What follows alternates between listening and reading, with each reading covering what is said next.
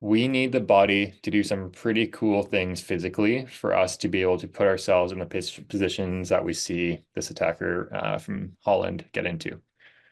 So we need to have some physical prerequisites. We need the shoulder to have access to external range of motion. We need the shoulder to have access essentially to all the positions the shoulder can ever do.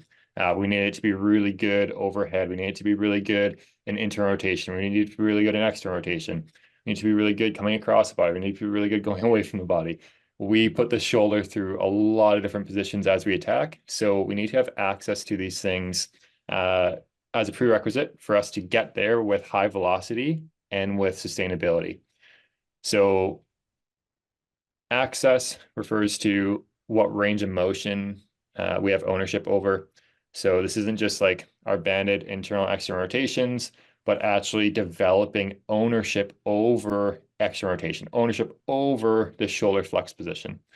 Then we get into some shoulder ability. So the ability kind of refers more to ownership over the scapula and the shoulder and how they work together with higher demands placed on them. So we want the shoulder to be very strong and be able to move at really high speeds and do so in a way that isn't going to blow up in the next few days or in their career. We want to be able to set their shoulder, and for the arm swing at least, and for lots of other players, is their moneymaker. It's very important to them. It's very important to the game. So we need their shoulder just to function at a super high level. We need to have ownership and strength over all different positions that we get into.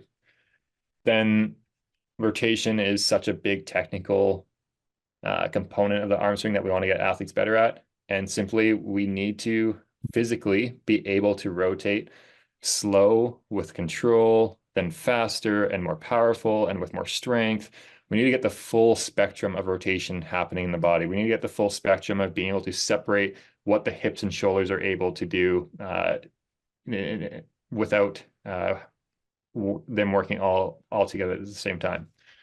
So rotational power is something that we look at. And depending on the athlete, sometimes we'll only work on the physical with them. We'll get them out of pain. We'll only work on the physical. They'll get more velocity.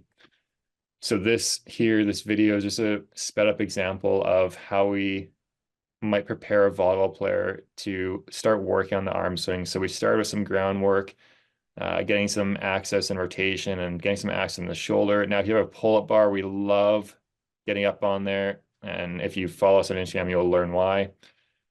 If you don't have a pull-up bar, this is a nice partner example of how we can train a similar pattern. Then we love getting faster, moving faster, being reactive, being playful as we prepare the body for the demands of the arm swing. So physically is often half the battle of creating these changes.